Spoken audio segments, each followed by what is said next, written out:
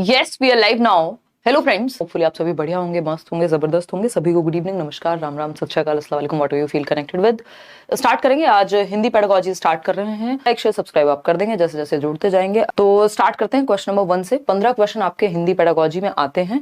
30 questions की हिंदी का जो सब्जेक्ट है आपका सीटेट पेपर 1 पेपर 2 दोनों में होता है, और जिसमें से 15 क्वेश्चन पेडागोजी के होते हैं। निश्चित रूप से 2 पैराग्राफ होते हैं, एक 9 नंबर का, दूसरा 6 नंबर का, या फिर 8 और 7 नंबर का, क्योंकि 15 नंबर का पैराग्राफ दोनों और बाकी के 15 नंबर में पेडागोजी। तो हम पेडागोजी डिस्कस करेंगे। लिमिटेड 7-8 टॉपिक हैं पेडागोजी में, ज्यादा टॉपिक्स है नहीं। मैंने चैप्टर वाइज भी ये चीज डिस्कस कराई हुई है, अगर आप एक बार देखेंगे प्लेलिस्ट उठा करके प्रीवियस, क्योंकि सिलेबस सेम है, तो वो आप कंप्लीट करके और तब क्वेश्चंस को प्रैक्टिस कीजिए, या मैराथन देख लीजिए हिंदी की एटलीस्ट, तो उससे आपको काफी हेल्प मिल जाएगी। हालांकि क्वेश्चंस थोड़े से डिफरेंटली घुमा करके पूछे हैं अभी, बट स्टिल। तो समझते हैं कहानी है क्या। क्वेश्चन नंबर 1 से स्टार्ट करते हैं, समझेंगे। ज्यादा क्वेश्चंस भी हम कर सकते थे, 2 सेट भी। ये है आपका 11 जनवरी का, अभी 11 जनवरी 2023 का पेपर है ना।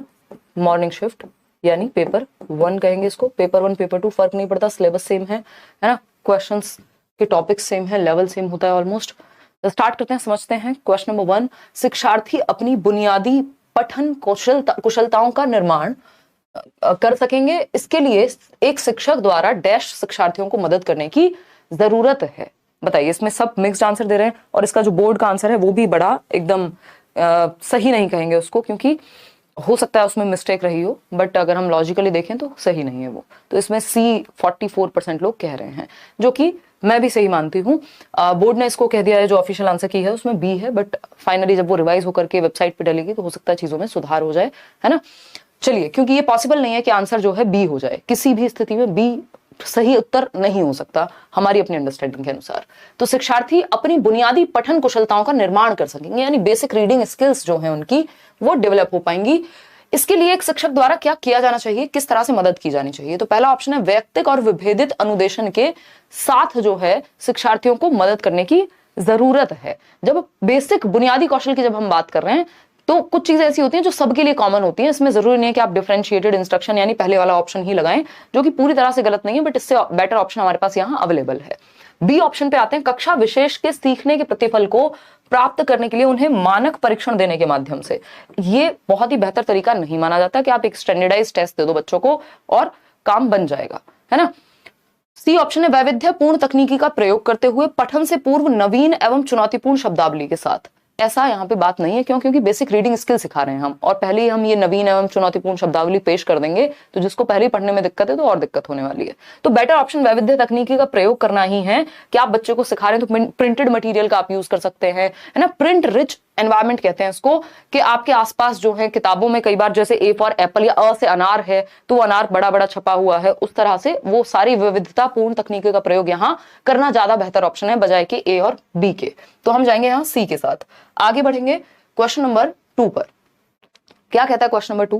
क्वेश्चन नंबर 2 कहता है, कक्षा 2 की शिक्षिका मुद्रित विषय सामग्री में परिचित शब्दों की सटीक और निपुणता भरी पहचान की क्षमता को बढ़ाने पर ध्यान दे रही हैं। ये शब्द है, यानी कक्षा 2 की बात हो रही है। बच्चा कितने साल का होगा? 6-7 साल का, 7 साल का मानेंगे हम, ठीक। 7 ईयर्स का बच्चा है।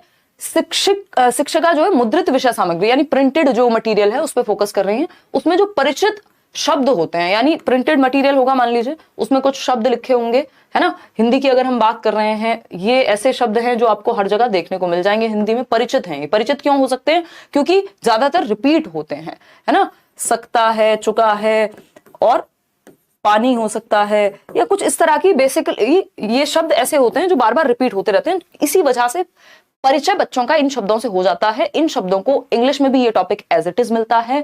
क्या कहते हैं? साइट वर्ड्स कहते हैं, सर्वाधिक प्रयुक्त होने वाले शब्द कहते हैं, जिससे बेसिकली बच्चा जो जरूरी वर्ड्स हैं, जो बार बार रिपीट होते हैं जो शब्द, उनको वो जान पाए, उनसे परिचय हो पाए उसका, ठीक है ना। तो ये एक बेसिक बात है, हम इस चीज पे फोकस करते हैं, साइट वर्ड्स पे। इंग्लिश में ये होते हैं व्हाट हो गया, दीज, दैट, में, जो बार बार रिपीट हो रहे होते हैं। उसी तरह से हिंदी में भी वही आपकी जो शब्दावली है, कुछ शब्द ऐसे होंगे जो बार बार रिपीट हो रहे होंगे, ठीक है ना। तो उन्हीं को हम साइट वर्ड्स कहते हैं। तो कक्षा 2 की शिक्षिका मुद्रित विषय सामग्री में परिचित शब्दों का जो प्रिंटेड मटेरियल है उसमें जो बार बार आने वाले शब्द हैं, उनके थ्रू बच्चों को एक बेसिक समझ उनकी बन जाए, निपुणता भरी पहचान, कि वो शब्द को देखते ही पहचान जाए। जब इस तरह के शब्द आते हैं तो हम फटाक से पहचान लेते हैं। हमें शब्द पढ़ने के लिए क्या है? साइट वर्ड है। हम तुरंत से हमारी नजरों के सामने आएंगे और हम समझ जाएंगे या पढ़ लेंगे, ठीक है ना। तो विषय वस्तु के शब्द यानी जो कंटेंट में है वो ही शब्द होंगे, कठिन शब्द होंगे, निष्क्रिय शब्द होंगे? जी नहीं, ये सर्वाधिक प्रयुक्त शब्द है। निष्क्रिय तो वो होते हैं, बहुत रेयरली यूज होते हैं, ठीक। तो A option is the right answer over here. आगे बढ़ेंगे, क्वेश्चन नंबर 3। बेसिकली ये वो वाली बात है कि नब्ज पकड़ने वाली बात है कि क्वेश्चन पूछना क्या चाह रहा है हमसे, इसलिए थोड़ा सा कंफ्यूजिंग अभी हुआ है, अदरवाइज मुश्किल नहीं है ये, ठीक। क्वेश्चन नंबर 3 देखिए, एक से अधिक भाषा का ज्ञान, यानी जब बच्चा बहुभाषिता की ओर जाएगा, यानी सिर्फ एक लैंग्वेज नहीं, मोर देन वन लैंग्वेज, एक भाषा से ज्यादा भाषा का ज्ञान। सिलेबस सेम है, कोई भी लैंग्वेज उठा लीजिए, ठीक है ना। तो एक से अधिक भाषा का ज्ञान क्या है? भाषा कक्षा में, यानी बच्चे को हिंदी भी आती है जो उसकी मातृभाषा है, बच्चे को क्या आती है? इंग्लिश भी आती है, बच्चों को कोई और तीसरी भाषा भी आ सकती है, यानी एक से ज्यादा भाषाएं जानना क्या है? भाषा कक्षा में शिक्षक के ऊपर एक बोझ बन जाता है। तो हम कहते हैं कि जो बहुभाषिता होती है वो एक संसाधन के रूप में देखते हैं। ये आपका एक टॉपिक भी है, multilingualism as a resource, Hindi में भी इंग्लिश में भी सेम सिलेबस है, ठीक। तो भाषा कक्षा में शिक्षक के ऊपर बोझ नहीं बन सकती। एक से ज्यादा भाषाओं का जानना बच्चे के संज्ञानात्मक विकास के लिए भी महत्वपूर्ण होता है, यानी बच्चे का कॉग्निटिव डेवलपमेंट, उसका मेंटल डेवलपमेंट भी अच्छा होता है यदि वो 2 या 2 से अधिक भाषाएं जानता हो तो बहुभाषिता जो है या एक से अधिक भाषा जानना कभी भी बोझ या बैरियर का काम नहीं कर सकता। फिर आता है सेकंड ऑप्शन, नवीन कक्षा कक्ष में सीखते समय शिक्षार्थी को उसके समनुरूप करता है, यानी जब नए कक्षा कक्ष में कोई सीख रहा होगा तो वो एक लेवल पे आ जाएंगे सारे बच्चे। या फिर नवीन भाषा के सीखने सिखाने में मदद करता है, नवीन भाषा सीखने में हस्तक्षेप करता है, यानी कि बैरियर बनेगा अगेन। तो ये तो नेगेटिव ऑप्शन हो गए, ठीक है ना। सबको एक लेवल पे ले आएगा, इसकी जरूरत होती नहीं है। तो एक से अधिक भाषा का ज्ञान हमेशा क्या करेगा? मदद करेगा। अगर आपको एक भाषा आती है तो दूसरी भाषा सीखने में वो चीज हेल्प करती है। तो नवीन भाषा के सीखने सिखाने में मदद करता है, एक रिसोर्स, एक संसाधन का काम करेगी। अगर आपको एक भाषा आती है, एक से अधिक भाषाएं जो है वो संसाधन के रूप में होती है, ना कि बाधित नहीं करती हैं वो आपकी भाषा के सीखने को, या बोझ नहीं बनती है। तो C option is the right answer. 70% लोग सही उत्तर दे भी पा रहे हैं इसमें। आगे बढ़ेंगे नेक्स्ट क्वेश्चन पे। नेक्स्ट क्वेश्चन क्या है भाई? क्वेश्चन नंबर 4 है। देखते हैं क्या कहता है क्वेश्चन नंबर 4। अगर हम बात करते हैं क्वेश्चन नंबर 4 की, तो एक शिक्षिका है, कक्षा 4 की बात हो रही है। तो कक्षा 4 के शिक्षार्थियों से एक छोटे अनुच्छेद को समझ के साथ पढ़ने और गहराई से उसका परीक्षण करने के लिए कहती हैं। अनुच्छेद मतलब पैराग्राफ। तो विद्यार्थियों से एक छोटे अनुच्छेद, यानी एक छोटा सा पैराग्राफ है, 7-8 लाइन का हो सकता है, 6 लाइन का हो सकता है, 5 लाइन का हो सकता है। तो एक स्मॉल पैराग्राफ है जिससे समझ बनाने को वो कह रही हैं कि बच्चे उस अनुच्छेद को पढ़ें और गहराई से उसका परीक्षण करने के लिए कहती हैं कि उसमें कहा क्या जा रहा है, या गलतियां हैं तो कहां हैं, या क्या बात कन्वे हो रही है। साथ ही वे आवश्यकता अनुसार शिक्षार्थियों की आधारभूत मदद भी करती हैं। जहां जरूरत पड़ने पे बच्चों को अगर गहराई से समझने में दिक्कत हो रही है कहीं, तो उसकी हेल्प भी कर देंगे टीचर। साथ ही वह डैश का अभ्यास कर रहे हैं। किस चीज का अभ्यास करा रही हैं? जब वो एक छोटा सा अनुच्छेद, एक पैराग्राफ को डीप में पढ़ने की बात कर रही हैं और उसको पढ़ के समझने की या परीक्षण करने की बात कर रही हैं, तो ये विस्तृत पठन होगा। देखिए, जब एक पैराग्राफ ही छोटा है तो विस्तृत पठन तो संभव नहीं है। विस्तृत पठन के लिए एक बड़ी सामग्री की जरूरत पड़ेगी, ठीक है ना। तो विस्तृत पठन नहीं कहेंगे इसको। पहेली पठन, पहेली की कोई बात नहीं हुई है। सहयोगी पठन, ऐसा नहीं कहा गया कि ग्रुप में बैठ करके पढ़ रहे हैं और एक दूसरे को मदद कर रहे हैं। इस तरह की कोई बात होती तब समूह अधिगम या सहयोगी पठन की बात होती, कि बच्चे साथ में ग्रुप बना करके, समूह बना करके सीखने की कोशिश कर रहे हैं। तो आपको समझना पड़ेगा क्वेश्चन ने लैंग्वेज का कौन सी भाषा का प्रयोग किया है, क्या पूछने की कोशिश में है वो। तो B option is the right answer कि ये गहन पठन कहलाएगा। क्या कहलाएगा? गहन पठन कहलाएगा। और गहन पठन हम इसलिए कराते हैं ताकि बच्चे की समझ बेहतर हो और ये स्वाध्याय की प्रवृत्ति विकसित होती है गहन अध्ययन से। स्वाध्याय मतलब सेल्फ स्टडी। बच्चा खुद से पढ़ के समझने की जो प्रवृत्ति है वो उसके अंदर विकसित होगी। किससे? गहन पठन से। इन डेप्थ जब वो किसी चीज को जानने की कोशिश करेगा, प्रॉपर एनालिसिस करेगा, विश्लेषण करेगा उस चीज का, ठीक है ना। और गहन पठन जनरली हम मौन वाचन कराते हैं इसका। मौन वाचन आप समझते हैं, मन में पढ़ते हैं जनरली, ठीक है ना। तो इससे स्वाध्याय की भी जो आपकी हैबिट है, यानी सेल्फ स्टडी की, वो बढ़ती है। दूसरा, गहनता से आप किसी चीज को समझते हैं। वो जो छोटा सा अनुच्छेद है, एक छोटा सा पैराग्राफ है, उसको गहराई से पढ़ने की बात चल रही है और गहराई से पढ़ के समझने की बात चल रही है, ठीक। तो ये गहन पठन जो है इसका सही उत्तर होगा। विस्तृत के लिए बड़ी सामग्री का होना यहां जरूरी हो जाएगा, है ना। विस्तृत मतलब बड़ा, विस्तार में। क्वेश्चन नंबर 5 देखिएगा। भाषा शिक्षण के लिए एक वास्तविक एवं व्यावहारिक स्थिति का उपयोग करते हुए, यानी रियल लाइफ सिचुएशन की बात हो रही है। वास्तविक एवं व्यावहारिक, बिहेवियरल एस्पेक्ट में जो रियल लाइफ से कहीं जुड़ी हुई बात। का उपयोग करते हुए सरलता पूर्वक भाषा से परिचित होने में शिक्षार्थियों की मदद करने वाली पद्धति डैश कहलाती है। यानी हम भाषा को सिखाने के लिए एक लैंग्वेज टीचर के रूप में, या फिर यहाँ पे तो अगर प्राइमरी लेवल पे देखें तो आप सब कुछ ही हैं, सारे विषय पढ़ा लेते हैं, तो भाषा शिक्षण के लिए एक वास्तविक एवं व्यावहारिक स्थिति आप प्रेजेंट कर रहे हैं जहां उसको रियल लाइफ में भाषा को यूज करने का मौका मिलेगा। तो सफलतापूर्वक भाषा से परिचित होने में शिक्षार्थियों की मदद करने वाली पद्धति कौन सी है? संरचनात्मक, यानी स्ट्रक्चर में तोड़ दो तो इससे तो मुश्किल हो जाएंगी चीजें। स्थिति परक भाषा शिक्षण पद्धति, श्रव्य भाषिक पद्धति जिसको ऑडियो विजुअल या ऑडियो मेथड कह देते हैं, ऑडियो लिंगुअल मेथड कहते हैं बेसिकली इंग्लिश में। द्विभाषी यानी दो भाषाओं का प्रयोग की बात यहां हुई नहीं है। संरचना परक पे हम क्यों जाएं जब हमारे पास वास्तविक स्थिति की बात हुई है? दैट मीन्स स्थिति परक भाषा शिक्षण पद्धति यानी सिचुएशन बेस्ड। हम सिखाएंगे बच्चे को, बच्चा गया है कहां, मार्केट में क्या लेने, सब्जी, तो वहां पे वो भैया से बोलेगा कि भैया ये चीज दे दो, इतने में दे दो, तो वहां वो भाषा भी सीख रहा है। तो हम सिचुएशन के हिसाब से व्यावहारिक स्थितियों का प्रयोग करके सिखा रहे हैं, तो ये स्थिति परक भाषा शिक्षण हो जाएगा, क्योंकि वास्तविक एवं व्यावहारिक परिस्थिति यानी रियल लाइफ की बात हो रही है। ठीक है जी। क्वेश्चन नंबर 6 देखिएगा। क्वेश्चन नंबर 6 क्या कहता है? पठन पूर्व कार्य, यानी पढ़ने से पहले जो हम कोई एक एक्टिविटी कराते हैं, डैश होते हैं, किस लिए होते हैं, किस बारे में होते हैं, ये बताइएगा। इस पे काम चल रहा है निशा शर्मा, कुछ तो टीम में कुछ डिस्कशन चल रहा है। नेहा डोंट वरी, जो आपकी जीएस की और उसकी क्लास है ईवीएस की, उस पर काम हो जाएगा, आ जाएगा काम वो गंगम, है ना। जो कॉमन सब्जेक्ट्स होते हैं वो ऑफकोर्स आपको हर जगह काम आएंगे। और लाइक शेयर करना आज आप भूल जा रहे हैं, मेरी तबीयत थोड़ी ढीली है, इसका मतलब ये नहीं है कि आप लाइक शेयर करना भूल जाएंगे। पठन पूर्व कार्य यानी पढ़ने से पहले, रीडिंग से, प्री रीडिंग कह लीजिए आप इसको, शिक्षार्थियों की पठन कुशलता का मूल्यांकन करने के लिए होते हैं ये काम। या फिर बी ऑप्शन, कठिन शब्दों और पदों का अर्थ देने के लिए होते हैं। पढ़ने से पहले ही कठिन शब्द दे देंगे। फिर आएगा शिक्षार्थियों को पाठ्य वस्तु में प्रवेश करने और उन्हें अभिप्रेरित करने के लिए होते हैं। या पठन सामग्री में प्रयुक्त व्याकरणिक बिंदुओं की व्याख्या करने के लिए होते हैं। देखिए, पठन पूर्व कार्य यानी अभी आपने चैप्टर शुरू नहीं किया, उसके आसपास की बातें होंगी, टीचर आपके पूर्व ज्ञान से संबंधित कुछ आपसे क्वेश्चंस पूछेगा, तो इसमें आप सभी उत्तर जो है वो गलत दे रहे हैं। इसका उत्तर जो है ए सही होगा। उसका रीजन है शिक्षार्थियों की पठन कुशलता का मूल्यांकन करने के लिए, कि वो कितना जानते हैं ऑलरेडी, इसलिए वो एक्टिविटी कराई जाती है। यही आपका ऑफिशियल आंसर कहता है। ठीक है ना। ये सुनने में अच्छा है, टेक्निकली अच्छा नहीं है सी। आगे बढ़ेंगे क्वेश्चन नंबर 7 पर। प्रथम भाषा अर्जन में निम्नलिखित चरण होते हैं, यानी जब आप फर्स्ट लैंग्वेज एक्विजिशन करते हैं, एक होता है भाषा अर्जन, दूसरा होता है भाषा अधिगम।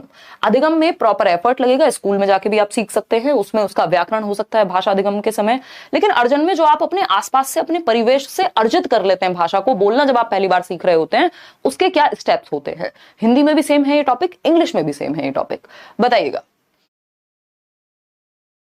ठीक है, बताइए फटाफट से। बी ऑप्शन 49% लोग कह रहे हैं। कूकना हमें सबको पता है कि कूइंग जो है ना, इसलिए हिंदी और इंग्लिश अलग नहीं है। आपको यहाँ पे ये समझना होगा, जो बेसिक आपसे पूछा जा रहा है वो सारा सिलेबस सेम है, एक एक पॉइंट सेम है हिंदी और इंग्लिश का सिलेबस का। कूकना यानी कूइंग जो है, जब बच्चा जो है किलकारी मारना या बेसिक जिस लैंग्वेज का, जिस उसके बोलने का, वो बस आवाजें निकालता है, उसका मतलब कुछ नहीं होता। कब शुरू हो जाता है? लगभग 6 वीक्स के अराउंड, 1.5 महीने के आसपास। ठीक है ना। तो ये बात हम बहुत बार डिस्कस कर चुके हैं। मैंने पेडागोजी में जब हम सीडीपी बाल विकास पढ़ रहे थे तब भी आपको ये सारे स्टेप्स लिखवाए थे। आई थिंक पहली या दूसरी क्लास होगी, यूट्यूब वाली ही एक क्वेश्चन आया था उसमें। इसीलिए सीडीपी जो है आधार है, बेस है बाकी सब्जेक्ट की, पेडागोजी का भी। तो अगर हम बात कर रहे हैं कूकना, यहां भी सही है, यहां भी सही है, यहां भी सही है, यहां भी सही है। कूइंग के बाद हम जनरली क्या पढ़ते हैं? बैबलिंग। बैबलिंग को बलबलाना कहते हैं, कि बच्चा बा मा इस तरह के शब्द बोलना शुरू कर देगा। अच्छा, बलबलाना कहाँ कहाँ है? यहाँ पे भी है, यहाँ पे भी है, यहाँ पे भी है, यहाँ पे नहीं है। समग्र बोधी नहीं। हालांकि इन्होंने जो आंसर की में गड़बड़ की है उसमें सी दे दिया, जो कि पॉसिबल नहीं है, आंसर हो ही नहीं सकता। ठीक है ना। तो उसका रीजन क्या है? कूइंग यानी कूकना। कूकना बोले तो किलकारी या बेसिक आवाज निकाल रहा है बच्चा, जिसका कोई मतलब नहीं है। बलबलाना होता है single syllable word, single syllable जो शब्द होते हैं, जैसे बा मा इस तरह के 6 महीने के आसपास वो बोलने लगेगा ये चीज। फिर आता है समग्र बोधी अवस्था। इसको एक शब्द की अवस्था भी आप कह सकते हो समग्र बोधी को, कि अब वो एक शब्द ठीक से बोलने लगा है जिसको आप समझ सकते हैं। जैसे पानी हो सकता है, दादा हो सकता है, मामा हो सकता है ना। यहां सिर्फ सिंगल सिलेबल था बा, वहां पे वो बा भी बोल पाएगा, पानी भी बोल पाएगा। एक शब्द का उच्चारण, 1 साल की उम्र होती है, 1 से 1.5 वर्ष की, समग्र बोधी कहते हैं जिसको हम। यहां पे गड़बड़ क्यों है? यहां तक तो ठीक है बात, लेकिन तार शैली वाक 2 शब्द से पहले, जबकि इसके बाद जब वो एक शब्द सीख गया तो 2 शब्द की अवस्था आएगी, 2 शब्दी अवस्था, जहां पे वो 2 शब्दों को जोड़ करके बोल पाएगा। एक पहली बार एक नया वाक्य बनाना सीखेगा, नया वाक्य सबसे पहले 1.5 से 2 वर्ष की उम्र है, ये इसको टेलीग्राफिक स्पीच भी कह सकते हैं। हिंदी में भी टेलीग्राफिक लिख के आ सकता है, ऐसे टेलीग्राफिक, है ना, 2 शब्द की जगह टेलीग्राफिक भी आ सकता है, 2 शब्द जोड़ करके एक नया शब्द बनाना सीखता है। फिर इसके बाद तार शैली आती है, तो ये इसलिए गलत हो जाता है ये ऑप्शन, नहीं तो यहां तक की बात जो है सही थी, तो ये गड़बड़ है यहाँ। तो तार शैली वाक्य मतलब अब वो प्रॉपर लैंग्वेज का इस्तेमाल करने लगेगा, 2 से ज्यादा बड़े जो सेंटेंसेस हैं, शब्द हैं, उनको जोड़ करके वो प्रॉपर सेंटेंसेस में बात करने लग जाएगा। 2 शब्दी अवस्था से निकल करके अब वो 2 लाइन की सेंटेंस भी बोलने लगेगा। तो ये हुई आपकी बात, D option is the right answer over here. तो डी ही आपको सही उत्तर यहां मार्क करना है। क्वेश्चन नंबर 8 देखेंगे, ये क्या कहता है समझिए एक बार और फिर हम आगे बढ़ने वाले हैं। जवाब दीजिएगा। मैं तो ब्रश कर रही हूँ और आपका वीडियो देख रही हूँ, बहुत बढ़िया नेहा, आप तो मल्टीटास्क करें भाई, हैं, इतना मल्टीटास्क नहीं करना, पढ़ लो।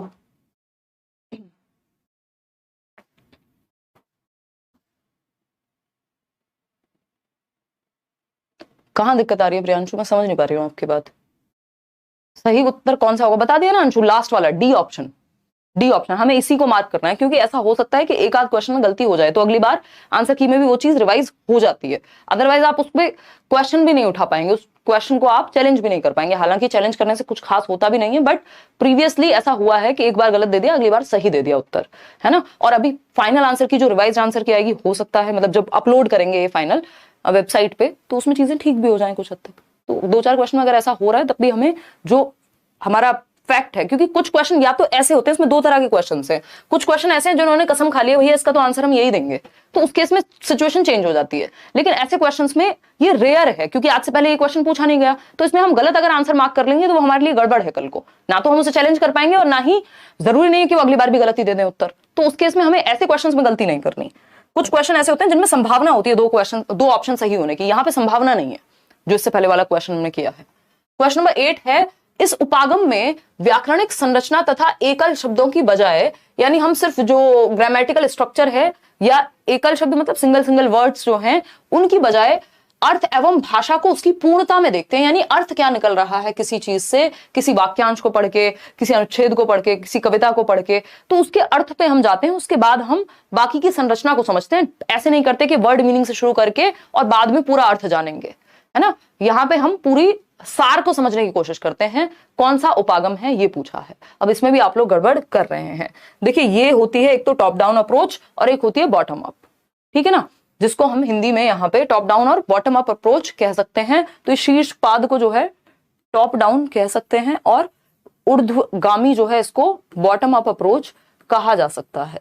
तो अब ये बात हमने बहुत बार डिस्कस की है, बस इन्होंने भाषा को जो है थोड़ा सा हेर फेर कर दिया भाषा में, कि जो ऊर्ध्वगामी उपागम है बॉटम अप, इसमें हम क्या करते, एकल शब्दों पे फोकस करते हैं, व्याकरणिक संरचना पे फोकस करते हैं, फिर पैराग्राफ पे जाते हैं, यानी पहले वर्ड मीनिंग यानी शब्दार्थ समझेगा बच्चा, शब्दार्थ के बाद हम जाते हैं एक सेंटेंस पे, सेंटेंस यानी एक वाक्य, वाक्य के बाद अनुच्छेद, अनुच्छेद के बाद हम कहां जाते हैं, एक पूरे आपके जो स्टोरी है उस पे पहुंचते हैं। जबकि यहां बात हो रही है कि पूर्णता, सीधा अर्थ एवं भाषा को उसकी पूर्णता में, यानी एक कविता है तो उसको संपूर्ण रूप में पढ़ रहे हैं हम, उसके बाद उसके अर्थ पे जाएंगे या उसके बाद उसके सेंटेंस पे जाएंगे, यानी उसके वाक्यों पे जाएंगे, फिर शब्द अर्थ पे जाएंगे। तो ये टॉप डाउन अप्रोच हो गई, जो एज अ होल देखती है, जो एज अ होल या पूर्णता में देखती है किसी चीज को। तो यहाँ पे बॉटम से अप नहीं, अप से बॉटम जाएंगे या टॉप से डाउन की तरफ जाते हैं, इसको शीर्ष पाद कह सकते हैं, या ये कई बार अधोगामी भी लिख देते हैं, हिंदी में कई नाम हो सकते हैं, ठीक है ना।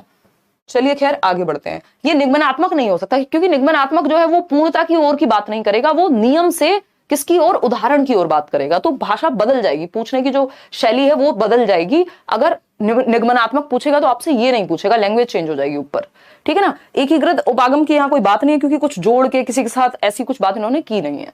क्वेश्चन नंबर 9 देखिएगा फटाफट से, क्या कहता है क्वेश्चन नंबर 9। ये आपको 2-4-6 सेशन प्रैक्टिस करने पड़ेंगे हिंदी के साथ में मेरे, अपने आप तो आप कितनी भी प्रैक्टिस कर लीजिए, उसके बाद ही एक समझ विकसित होगी कि अब इनका जो पूछने का लहजा है वो कैसे बदला है। आज के सेशन में दिक्कत आ सकती है कई लोगों को, क्योंकि हल्का सा इन्होंने पैटर्न ही बदल दिया पूरा हिंदी पूछने का, या लैंग्वेज की पेडागोजी। इंग्लिश में दिक्कत उतनी नहीं होगी जितनी हिंदी में हो जाएगी अभी, क्योंकि कंफ्यूजन इन्होंने क्रिएट की है। उसका रीजन है एज इट इज ट्रांसलेशन को जो है छाप के दे दिया, मतलब ट्रांसलेशन नहीं करना था, जबकि जैसे पहले क्वेश्चंस पूछे जाते थे ऑफलाइन में वो सही तरीका था, क्योंकि वो हिंदी के प्रॉपर्ली डेडिकेटेड क्वेश्चंस बनते थे। अभी मुझे तो देख के यही लग रहा है कि प्योर ट्रांसलेशन है, ठीक है ना। तो एक बार मैराथन वगैरह भी देख लो तो थोड़ा इजी हो जाएंगी चीजें। क्वेश्चन नंबर 9 है, एक शिक्षक डैश के माध्यम से अपने शिक्षार्थियों के खराब अंकों के कारणों को जानने के लिए एक परीक्षण तैयार करता है। यानी खराब अंकों के कारणों को जानने के लिए, यानी जो खराब प्रदर्शन है बच्चों का, या ठीक से वो मार्क्स नहीं ला पा रहे हैं या फेल हो रहे हैं मान लीजिए बहुत सारे बच्चे, तो क्या जानने की कोशिश करेगा टीचर? पहले कारण जानने की कोशिश करेगा कि भाई रीजन क्या है, बच्चे फेल क्यों हो रहे हैं या खराब अंक क्यों ला रहे हैं। क्योंकि शिक्षार्थियों की बात हुई है, सिर्फ एक बच्चे की बात नहीं हुई है, एक बच्चे की भी बात होती है। सबसे पहले आप कारण जानने की बात करते हैं। अब इसमें पता नहीं वो आंसर की कहां से प्रकट हुई है, इसमें भी इन्होंने गलत उत्तर दिया हुआ है, जबकि इतनी बार रिपीटेड क्वेश्चन है, इसमें गलत उत्तर देने का बनता भी नहीं है। जब आप कारण जानते हैं तो वो निदानात्मक परीक्षण कहलाता है ना। इन्होंने दे दिया निपुणता परीक्षण, जो कि संभव नहीं है, पॉसिबल ही नहीं है। मास्टरी नहीं देख रहे हैं हम बच्चे की कि कितनी उसको मास्टरी हासिल है, मास्टरी वाला टेस्ट नहीं है ये। जब आप खराब अंक पहले से ही पता है कि खराब प्रदर्शन है, तो फिर मास्टरी किस बात की? तो खराब प्रदर्शन जो है या खराब अंक जो है, उनके पीछे का कारण जानने की बात हो रही है। उसके लिए जो परीक्षण लिया जाता है हमेशा हमेशा हमेशा ऑलवेज क्या? डायग्नोस्टिक टेस्ट, जिसको हिंदी में निदानात्मक परीक्षण कहते हैं। हिंदी में भी आता है ये क्वेश्चन, इंग्लिश में भी आता है ये क्वेश्चन। ये आपका ईवीएस में भी पूछा जा सकता है जरूरत पड़ने पे, और सीडीपी में भी आता है। तो निदानात्मक मतलब डायग्नोस्टिक, डायग्नोज करते हैं। जैसे आपका डॉक्टर अगर आपको 4 दिन से बुखार है, सीधा दवाई नहीं दे देगा कि 15 दिन से बुखार है और सीधा दवाई ले लो। वो डायग्नोज करने की कोशिश करता है, टेस्ट कराएगा, आप लैब में जाएंगे, है ना, सैंपल, ब्लड सैंपल लिया जाएगा, फिर पता किया जाएगा क्या बीमारी है, फिर उसके बाद इलाज किया जाएगा। तो ऐसे ही पहले निदान किया जाता है, पता लगाया जाता है कारण का, उसके बाद उपचारात्मक शिक्षण दिया जाता है। तो निदानात्मक के बाद हमेशा उपचारात्मक शिक्षण की बात निदानात्मक के बाद होती है। क्यों? क्योंकि हमें अगर रेमेडियल टीचिंग देनी है तो पहले हम डायग्नोज करेंगे, पहले हम पता लगाएंगे कि समस्या है कहां। ठीक है ना। अगर बिना टेस्ट कराए भी डॉक्टर दवाई देता है, तब भी वो आपसे लक्षण पूछेगा कि ठंड लग रही है या नहीं लग रही है, वो भी डायग्नोज करना है एक तरह का। ठीक है ना। उपलब्धि परीक्षण होता है कि आपको ये जानना है, अचीवमेंट टेस्ट, कि कितना हद तक बच्चों को आता है जो आपने कराया है। जबकि यहां खराब अंक का पहले से पता है हमें कि उपलब्धि कितनी है, खराब है, उसका कारण जानने की बात हो रही है। अभिक्षमता परीक्षण होता है एप्टीट्यूड टेस्ट, कि आप किस क्षेत्र विशेष में अच्छा कर सकते हैं। आप स्पोर्ट्स में अच्छे हैं, आप किसी और चीज में अच्छे हैं, आप गाने में अच्छे हैं, तो उसके लिए एप्टीट्यूड टेस्ट लिया जाता है, किसी स्किल या किसी कौशल को जांचने के लिए। तो एक ही मात्र ऑप्शन है जो यहाँ सही है, वो है ए ऑप्शन। इसी को हमें समझना है और यही सही उत्तर है। ठीक। क्वेश्चन नंबर 10 देखिएगा। क्वेश्चन नंबर 10 क्या कहता है? क्वेश्चन नंबर 10 कहता है, एक बच्चा जोड़े में मतलब पेयर, 2 बच्चे होंगे, और समूह में, यानी जब उसको पेयर के साथ, यानी 2 बच्चे जब साथ में काम करते हैं तब भी वो अच्छा काम करता है। समूह में यानी एक ग्रुप में भी वो सक्रिय भूमिका यानी एक्टिवली पार्टिसिपेट करता है। लेकिन लिखित परीक्षा में अच्छे अंक नहीं लेके आ पाता। मतलब जब बात लिखित परीक्षा की आती है तो whatever may the reason be, कोई भी रीजन हो सकता है इस चीज का, बट हमें नहीं पता, उसके अंक अच्छे नहीं आते। जब लिखित परीक्षा की बात होती है, जब उसको हम ग्रुप में कोई वाद विवाद परीक्षा में कोई चर्चा करनी हो या कोई भी हम उसको टास्क देते हैं तो वो कर लेता है, लेकिन लिखित परीक्षा में अच्छे अंक नहीं ला पाता। एक शिक्षक के रूप में आप शिक्षार्थी की मदद कर सकते हैं। कैसे हेल्प करेंगे भाई? पहला ऑप्शन है उसकी सामाजिक अंतःक्रिया की प्रशंसा करते हुए। तो इस प्रशंसा से उसकी लेखन कौशल जो है अच्छा हो जाएगा? नहीं हो सकता। तो ये तो इलॉजिकल बात हो गई।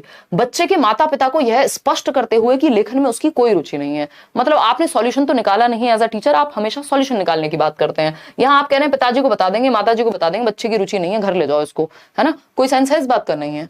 फिर आता है सी ऑप्शन, माता पिता से यह अनुरोध करते हुए कि वह उसकी पढ़ाई में मदद करें। तो हमने कैसे अज्यूम कर लिया कि माँ बाप जो है वो पढ़ाई में मदद नहीं कर रहे हैं, बिना हमें पता हुए, बिना हमने कारण जाने, बिना कुछ हमें पता है, और हम कह रहे हैं माता पिता की गड़बड़ है, लिख नहीं पा रहा बच्चा, है ना। तो ये बहुत ही ऐसी अंधविश्वासी वाली बात हो गई।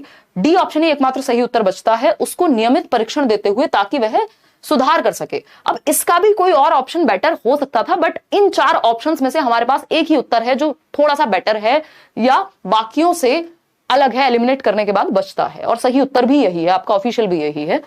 उसको नियमित परीक्षण देते हुए ताकि वह सुधार कर सके। बेसिकली सिर्फ परीक्षण नहीं दे रहे होंगे आप यहाँ पे, जब या ऐसा यहाँ हो सकता है या अज्यूम किया जा सकता है, माना जा सकता है कि बच्चे को लिखने के मौके कम मिल रहे हों, या फिर अगर उसको उस तरह के मौके दिए जाएं, उस पर वो काम करे तो वो चीज बेटर हो जाएगी, और वो परीक्षण भी दिए जाएंगे उस चीज में, और आपकी भी हेल्प लगेगी। अब इसको और अच्छे तरीके से ये लिख सकते थे, बट यही हमारे पास एकमात्र बेहतर ऑप्शन है। इन 4 ऑप्शंस में से नंबर हमें यही दिलाएगा।